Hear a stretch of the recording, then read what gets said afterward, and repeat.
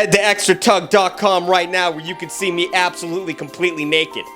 Well, that's not true. Chris, zoom out, let them know I'm not completely naked. But it's an exclusive video content on extratug.com if you want to check that out. It does get a little raunchy, at least. Trading cards. The most expensive cardboard one could ever own. They're the original mystery loot box, and I hate them so much. I hate them because I love them. I've bought so many Magic the Gathering packs because I love gambling and little critters. There's a reason I didn't start buying these things until my adulthood, though. It's a stupid, expensive, dumb, stupid thing to like, and you can never be done buying them. But at the end of the day, I don't care, baby. I love to gamble. And I think they're interesting. I would love to run through the history of, like, just trading cards in general. So I'm gonna do that. I can do whatever I want on this channel. You guys don't care, do you? I hope you don't. This is gonna be more of like a chronological rant, but then I'm gonna yell about the people who enjoy this hobby because they suck, and they ruin things, and they make things terrible. So without further ado, the trading card chronology. I got there. So you might think that sports cards are the OG trading cards, but you would be wrong. Do you want to know where trading cards actually got their start? It's the early 1900s, so it's gonna be cigarettes. Cigarette cards were a thing that these companies did back in the 1800s, I guess further back than the 1900s, to advertise their crap and stiffen up packaging. They featured all different types of art pieces, and apparently the lithographs made them really pretty. I don't know what that is, but they said it on Wikipedia. So people would go around and collect them by buying the cigarettes that doctors swore were super great for them at the time. So when it comes to the addictive art of the trading card world, just know that it started there too. It's cigarettes. Thank you, Big Tobacco. You've done so much for this country. I will go buy a pack of American Spirits after this taping. The first of these things started showing up in the 1860s. But then, baseball cards showed up. So, there was an immediate jump to that kind of thing. They first started showing up around the 1860s, and they were just advertising cards for anything at all that had pictures of baseball players on them. By the end of the 1880s, they were a huge part of cigarette cards, cementing their popularity forever. So it did start as a cigarette card, but it was an advertisement for baseball, so they were putting baseball cards in cigarettes. So the original pack openings, oh my god, is that where we get the term pack?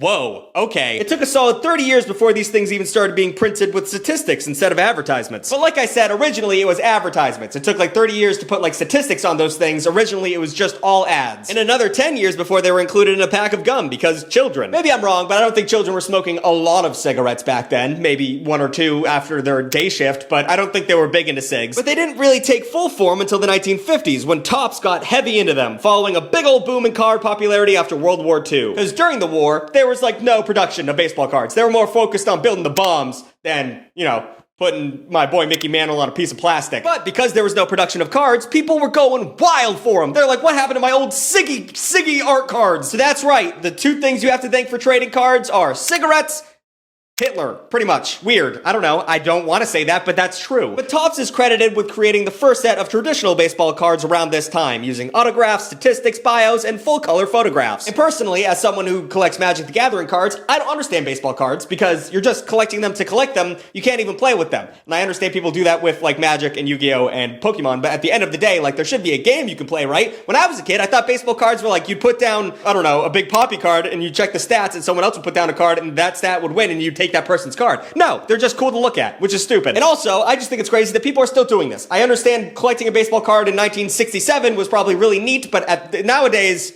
we got streaming. Just go watch Rick and Morty. I don't know. I always see these things in boxes at the end shelf of Targets, and I'm like, who the f is picking those up? Although, you know, once again, it's gambling. It's a scratch ticket, because you can get a piece of someone's jersey that murdered somebody, and all of a sudden it's worth money.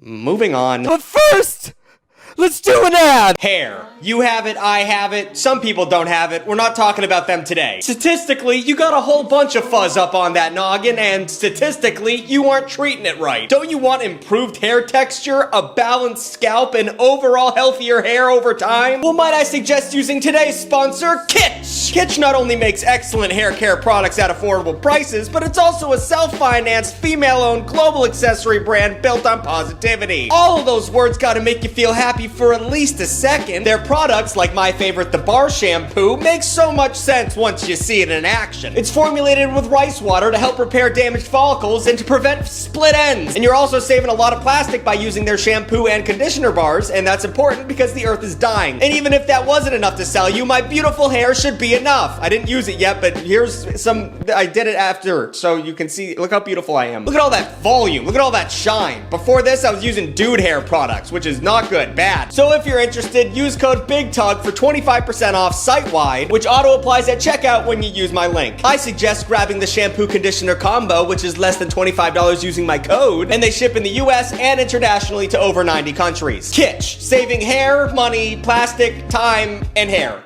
I don't remember if I said hair yet, so I'm kind of panicking now. Topps went on to become one of the biggest hitters in the trading card game. They put out a bunch of random crap to see if they could make more than just sports stuff mint cash for them. A bunch of random stuff. And I'm just gonna speed run through these because Topps went crazy for a little bit. You got space cards in 1958 because of the space race. These are dope. I would buy these. I wish they were still around. They had something called wacky packages in 1967. These were like wacky, fun, silly stickers that were parodies of bigger brands at the time, which is also cool. You should be able to give kids like little, garbage pail kids. Those should come back. But they had like 1960 humor, so it wasn't great. Like they had one that was Wheaties, but instead it said Week Ease. Haha, our grandparents weren't funny. They also did Star Wars cards in 1977, which are not my bag of tea, or however you say it. I don't like Star Wars.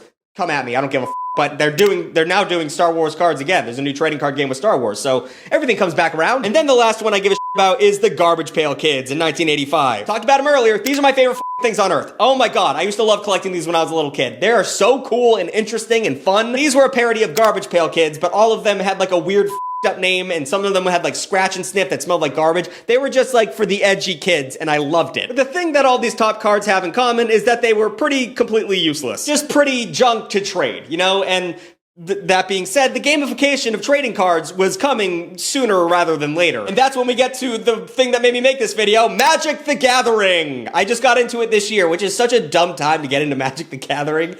Why am I doing this? It was like, yeah, you know what? I think I will try it. I have nothing to lose. One glorious nerd named Richard Channing Garfield invented this amazingly terrible game. And you're thinking, Garfield, Tucker, isn't that the cat? And you think, again, no, that cat was named after President Garfield, who is a relative of this Garfield. Also in the family is the guy who invented the paperclip. The Garfields have been working behind the scenes for years. Richard was farting around in Portland in the 1980s, doing board game stuff with his buddies from no other than Wizards of the Coast. You guys know Wizards of the Coast, right? The ones who own D&D and Magic the Gathering and are notable over monetizing douchebags and really ruin things for other people, but they made two of the biggest IPs of nerd ever, so you kind of got to deal with them. Well, I guess those fellas pushed Richard to come up with his own card game, and he did exactly that while going through graduate school for computer programming. Which begs the question, how easy is graduate school if you can come up with a best-selling trading card, the first ever trading card game, at the same time as getting your degree? You know, graduate school is for idiots. Don't do it. And it's not like this was light work. Do you understand how complex Magic the Gathering is? There are so many layers to it that they have a whole certification process you have to go through if you want to be a judge at tournaments. And looking over it, it's probably harder than the bar exam. There's like 20,000 Magic the Gathering cards. Chris, put up the number of actual cards, individual cards that are out there. It's like 11,000 or something, and you have to know what each one of those does and how they interact with other cards. It's crazy. There's this whole thing called the stack that tells you when things happen, and you have to factor in things like double strikes and death touches, and it's monstrously complicated. It didn't start that way. The alpha version of the game was pretty simple, a little OP, and kind of didn't really understand what it was doing, but he still did it during graduate school, so I'll cut him some slack. It came out in 1993 and basically immediately sold out, and it never stopped being sold out again. And primarily the reason why I hate Magic the Gathering is because I want to keep talking about it because I find it so interesting, but I made a structure for this video, now I gotta talk about Pokemon cards instead.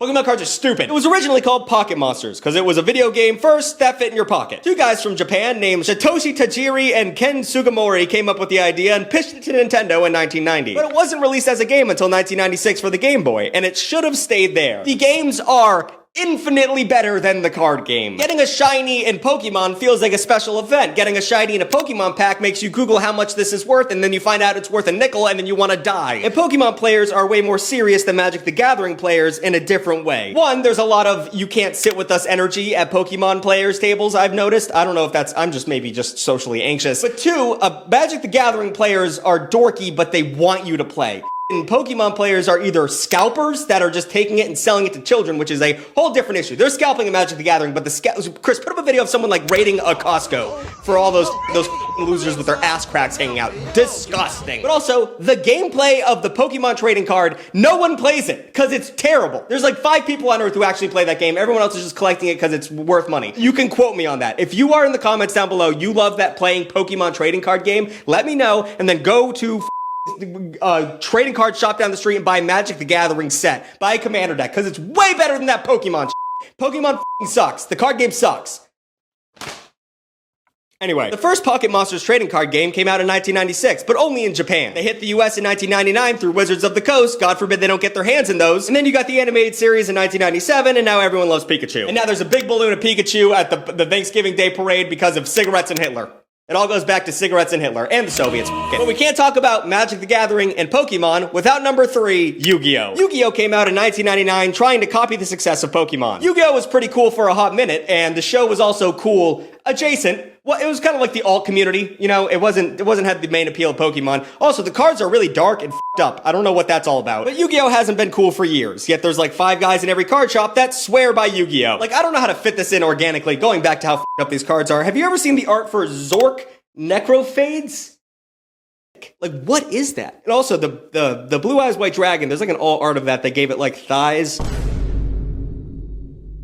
That was weird. But it gave us Pot of Greed, the Pot of Greed beams, so I'm cool with that. But also, Yu-Gi-Oh!, when it comes to like how the game is played, it is possible to win that game in one hand. Like, the other person doesn't get to play, and that's not an uncommon experience. Yu-Gi-Oh! Is not a well-balanced game, so I don't understand why people love it so much. Also, how you count the points, like it goes up to like 40,000 points or some shit. That. How about we just kill little monsters like you should in every trading card game? But now that Magic the Gathering and Pokemon and Yu-Gi-Oh! Did their things, everyone's trying to get in on the trading card success. Magic the Gathering is doing their licensed bullshit with like Spider-Man, and there's SpongeBob and Monty Python Magic cards. I don't know what's going on. Disney tossed out a trading card game called Lorcana, which is their attempt at making a Magic the Gathering. There's this new One Piece game that half of my Magic friends have moved over to. I think League of Legends has a trading card game. Like, everyone's just f***ing doing this because you can make a ton of money. The market is oversaturated, and I don't know what to do about that. I just play Magic. Actually, I went to a trading card store, and this guy was like, I got the Final Fantasy cards if anyone's looking for them. And I was like, damn, he's got the pre-release that's not even out yet. How did he get that? And I bought them and I brought it home and I paid like $200 for this huge box and I opened it up and it was the Final Fantasy trading card game, not the Magic Final Fantasy collab. I've never been angrier in my life. If anyone needs these cards, or tell me if they're worth any money, because I'm just sitting on these Final Fantasy cards and they're terrible. But now that the history's all done, I get to talk about the crap that makes me want to scream. You've all ruined what tobacco and Hitler has done for all of us, and you should be ashamed. Number 1, scalpers. I talked about them earlier, we're getting into it now. This is easily the worst part of this stupid hobby. Do you understand how hard it is to find cards now unless you know where to go? Every time I stop by the trading card aisle in Target to grab a few packs for and giggles, I leave empty-handed. Because assholes go in there, full-grown adults, and plop their asses down and learn when the stock boy restocks that and takes all of them, then resells them on eBay. It's embarrassing. People who do this are called rip and shippers because that's what they do. They rip open packs, then ship them out for profit. Or maybe the rip is for rip-off because these dork bags. Douche dork bags. It's gotten so bad that these retailers are discontinuing carrying these products because of the hassle. Pokemon just released a bunch of vending machines because they thought it would be good for the kids. And that went south immediately. You had full-grown adults lining up just putting dollar after dollar into these vending machines. Oh, it's so bad. And like, I live in Brooklyn, right? And there's a place called 20-Sided that sells cards, and they're so cool about that. Like, I can buy as many packs as I want, but I've seen it before. Like, someone will go in there and try and buy as much as possible, and they're like, no, we can tell you no. Like, you. You're obviously scalping. You don't love the hobby. We're here for the hobbyists. That's what I'm all about, baby. That's what these places should be doing, but it's Target. A teenager working at Target doesn't give a f***.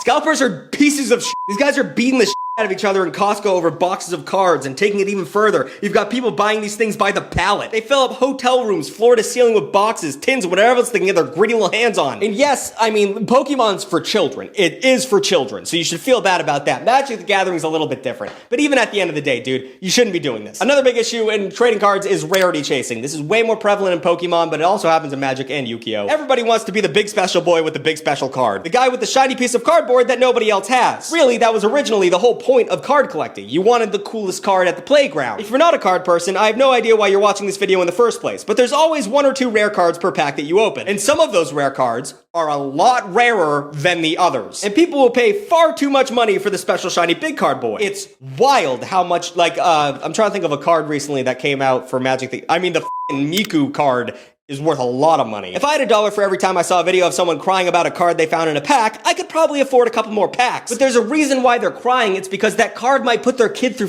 college. Chris, put up that video of that guy finding the one ring. Like, he's trembling and that's the card he sold to Post Malone for $3 million.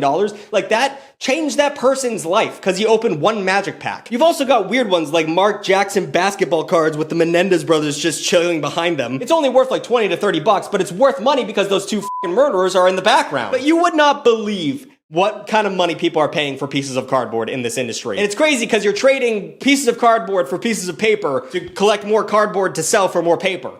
It's all just f***ing paper. Actually, let's do another speed run through the most insane sales of cards, because these numbers make me borderline suicidal. I already talked about the One Ring, the Post Malone. Do you guys know that story? Post Malone's a big-time Magic the Gathering fan, and when the Lord of the Rings set came out in 2023 and included one single copy of this variant version of the One Ring, he basically put a bounty out for it. When some dude in Canada found it, Post bought it for $2.2 million. Good for him. That's how you should be spending your money if you're a rich person. And does that sound like a lot of money? Well, you'd be right, but we're just getting started. The other big card that everyone in Magic knows about is the Black Lotus. I don't really understand why it's so special. I kind of do. I think it's like 1 mana for 3 mana or something, 3 colorless mana or any color. I don't know. It's a way over OP card, and it came out in the alpha pack, and it's in the unprintables, which is a list. I don't think that's the right name for it, but it's a certain list of cards that they will never print again because people said don't print it because the value was going down. So it's super rare, and the most recent one sold for $3 million last year for a card.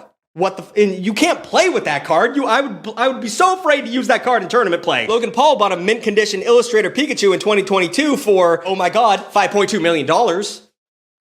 I don't know why when Post does it, I'm cool with it. When he does it, I'm not. That's bias right there. And sports cards are a whole different ballgame. Travis, bad pun, dude. Travis wrote this script. Come on, man. Sick of you. Sports cards regularly go for over $4 million. And a 1952 Mickey Mantle rookie card sold in 2022 for, Chris, put in a drum roll. I'm gonna do a little something special here. $12.6 million.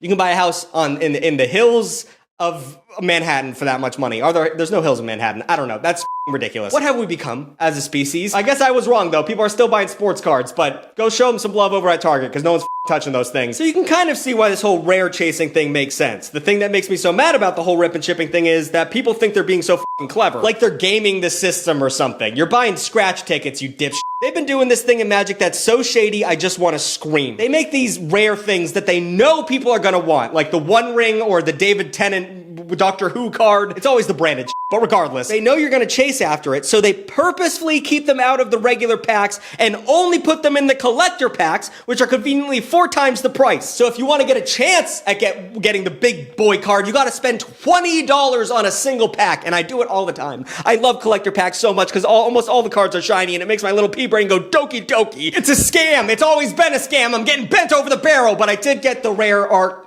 Surveil land card from the Murders at Karlov Manor collector deck.